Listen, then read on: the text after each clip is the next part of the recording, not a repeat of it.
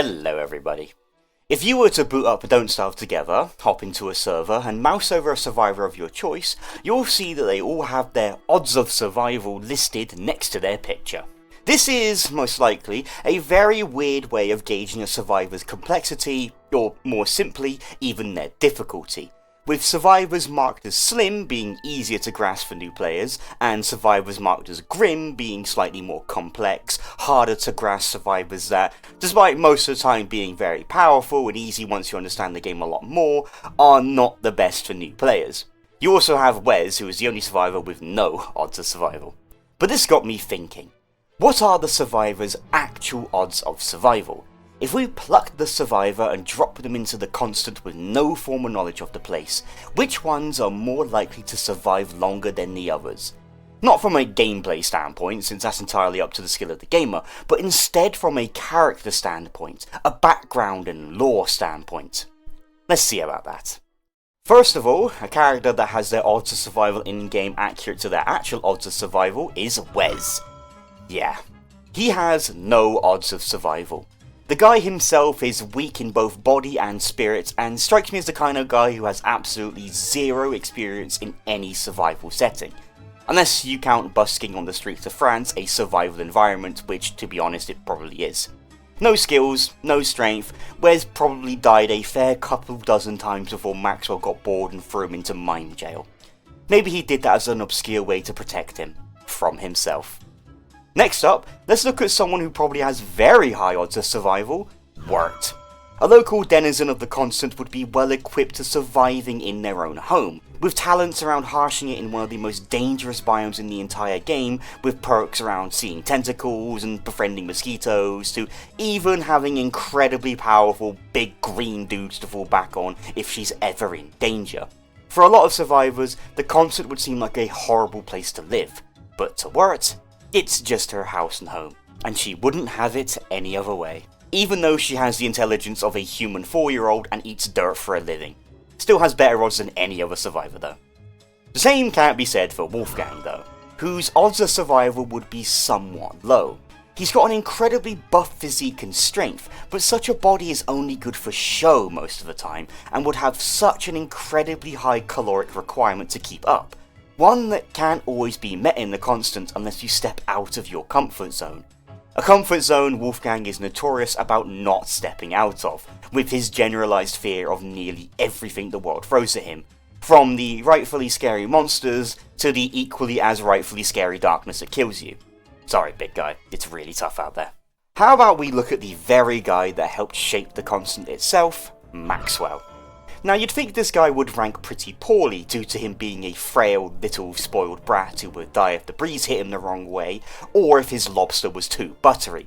But he would actually have a somewhat decent chance of survival, I would say, solely because he helped shape the Constant itself, and most likely knows more about it than any other survivor.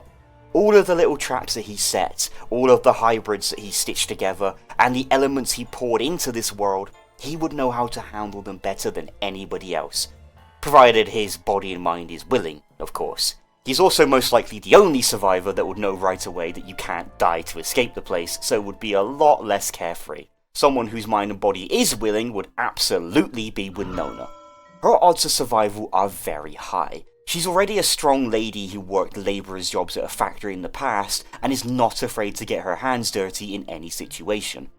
But something she has that not a lot of other survivors have is motivation. Motivation to find her long-lost sister, and determination to save both her and herself.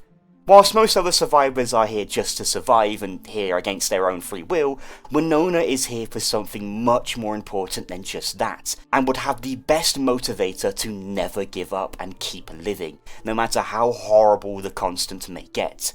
Plus, her ability to dodge the evil night monster, Charlie, is a massive benefit of survival too. But I suppose it's now time we talk about Wendy. She is the polar opposite of Winona, sadly. Whilst they do share a lot of similarities with their connection to their sibling, Wendy is just a child who was already in a world she didn't want to be in, and now that she's in the Constant, even more so, despite Abigail being here in spirit.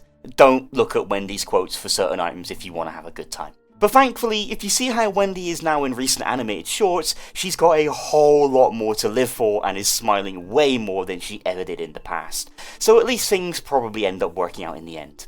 But when she was first dropped into the constant, completely different story. Sorry girl. Despite you being borderline one of the strongest characters in the game and your sister being city level, she cannot save you all the time. Moving on to a less morbid character, we have Wickerbottom.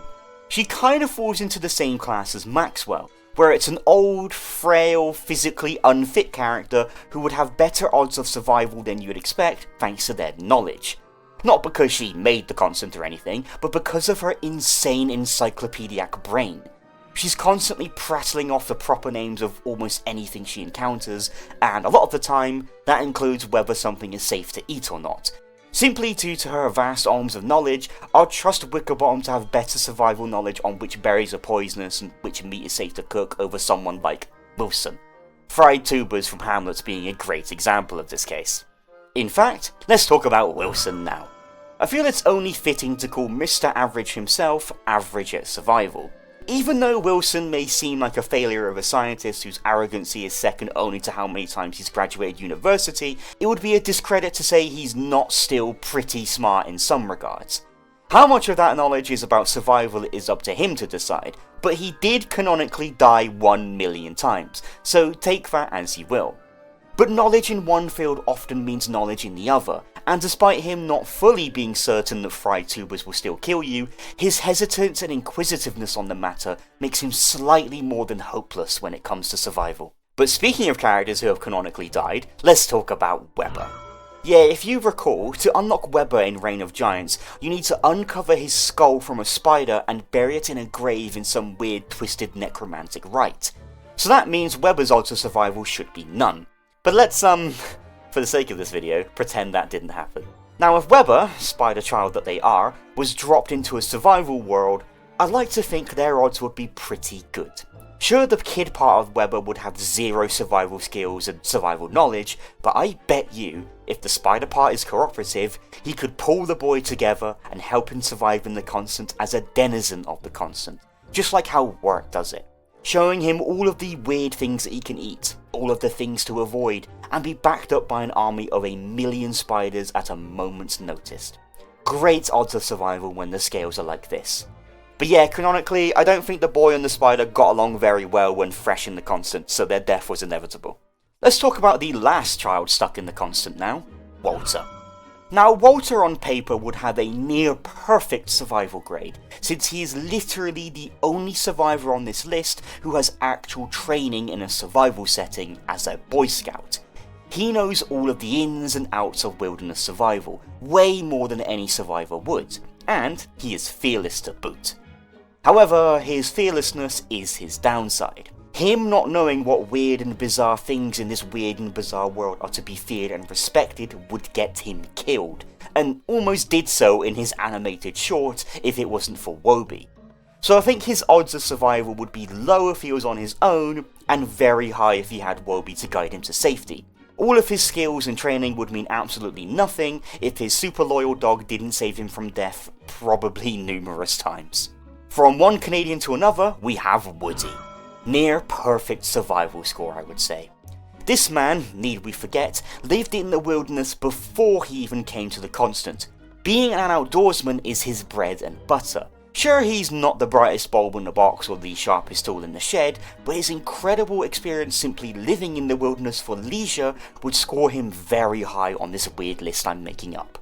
And that's not even including his super useful were forms or the fact his wife is now an axe. Being able to turn into super powerful wild animals would help out a lot in the wild. And as for Lucy, I imagine she would do her best to ground him and motivate him to keep him going if he was ever close to losing it. I don't know if the same survival rating could be said for Willow, however. Despite her most likely living in the streets as an orphan most of her life and probably used to roughing it at times, she just simply isn't adjusted enough to survive long term in the wilderness. But that's not to say she wouldn't be completely long gone, since burning literally everything and anything you deem a threat would get you further than not doing that, especially when a lot of the threats in the constant are the elements and darkness. Plus, her aptitude with Bernie and her ability to handle the Constant's uniquely dangerous shadow monsters offsets the points she would lose from being a wee bit unhinged. Heaven forbid a girl has hobbies. Hopefully, she just remembers to eat all the animals that she cooks alive. On the topic of crazy, fiery people, we may as well talk about Wigfrid. She, much like Willow, is crazy, but she is way further off the deep end than anyone else on this list is, regressing into a stage performer persona in order to keep functional. Whilst normally a bad thing in any situation, when you're thrown into a world full of dangers and monsters that want to kill you, entering under the facade of a Viking warrior is probably the best thing you could have chosen, especially when it manifests into reality. Her constant willingness to fight and capabilities of doing so rates her very likely on the odds of survival scale, even though her dietary restrictions are not something you can afford in this world. But the sheer volume of slaughter she'll be committing will more than make up for the lack of greens in her diet. Speaking of greens, Wormwood. Excellent segue, I know. Wormwood is actually a tricky one. You'd think he would fall into the same category as Wirt, where he, being a denizen of the Constant, would ensure his survival. But as we see in his animated short, he is very fresh in the world of Don't Starve, being mere moments old and struggling to fit in, not even considering this is the Hamlet world he's trying to fit into, not the Don't Starve Together one. So it's very hard to gauge what his actual survival grade will be. Part of me wants to say it's high because he's a plant who can just live in the dirt, but the other part of me wants to say it's low due to his uncertainty in this world, and how new it may be to him, even more so than a human being in this world. The average human would probably know more about survival than a completely new organism made yesterday. Even though he knows a lot of things about plants and the moon, it's hard to pick apart the brain of a plant, so I'm gonna leave his survival status as inconclusive. For now. Any Wormwood mains watching this, do let me know what you think, I would love to know. Let's talk about Wiley now. I sadly do not think this guy rates very high for survival odds. He's an amazingly talented chef, which is great in a dimension about starving, but his picky nature and reluctance to eat unprepared food in a do-or-die situation will, more often than not, lead to die.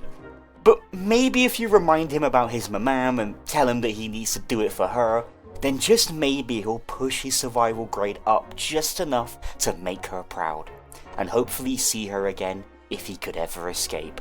But for that to happen, my guy is going to need to lower his standards a little bit. We also need to consider the area of the continent he was dropped into was not the forest, but the tropical world of Shipwrecked, which, if we look at his animated short, he probably would be better suited off living in. Though that then leads to the discussion of which version of the constant is easier to survive in, the shipwrecked part or the forest part. But a character that already has very low standards when it comes to eating is WX78. They have zero standards when it comes to eating garbage food. WX is a very unique case here since, they ain't a human, and basic laws of survival do not apply to them, such as needing to eat proper, non-toxic food. WX is seemingly built for survival in a world like this, and whilst their body isn't particularly durable or, waterproof, it rates them higher than the average human when it comes to survival. Especially if we consider the possibility that WX probably knew about the constant before coming here, if their time spent studying with Wagstaff was anything to go by. There's a very popular theory that the body of WX78 was made perfectly to explore the constant, the world of Don't Starve. With the current cliffhanger of the ARG, maybe time will tell sooner than we think. Or if WX gets their Insight Tree update and gets a cool animated short. Please Clay, I'll have anything at this point. Wartox is another incredibly unique case, since his odds of survival don't matter at all, since this guy can teleport across dimensions and worlds the moment things get too scary for him. But if we ignore that part of him for a moment, he is still better off surviving here than the average person, since he, if his short is anything to go by, is either a native of the constant or spent a long time living there, and his rugged nature as a soul-eating demon imp means he can survive off nearly anything with a pulse. This does mean sustaining himself in times where he can't find souls would be a little bit difficult, but it's still heavily weighed in his odds, even if we still forget his cross-dimensional teleporting powers. Simply put, Wartox is the GOAT in more ways than one. And finally, it's everybody's favourite and the one I always struggle with in these videos, Wanda. That's why you see me playing Wanda in the background, by the way. I wanted to get a little bit more experience with her. Wanda is special in that she most likely knew about the Constant before coming here, if her run-ins with the shadow monsters are anything to go by. Someone who is constantly being hunted by their fate is probably going to have a decent chance of survival when it comes to surviving in the home of the very thing trying to kill you. She probably simply knows more about the dangers to expect. Whether any of those involve survival skills is another story entirely, but considering she can simply just undo any ill fate that befalls her with a rewind of her watch, her odds are still very decent. Plus, the fact that when she dies she gets taken to the Shadow Realm is probably the biggest motivator you can get to never giving up and keep running. Who knows what worse than fate death awaits her if she stops running. And that is all of the characters and their arbitrary odds of survival in a survival sense. It's difficult to see pretty much any of these characters being able to survive in any world they're dropped into. And to be honest, most of them canonically don't, since dying is canon in the Constant. Doesn't really matter either way, since if they do die, they just get dropped right back off at where they started. Either way, let me know what you think about my ratings down below, and what you think your mains' odds of survival really are. For now, I'll see you in the next video. Take care everybody. Bye bye.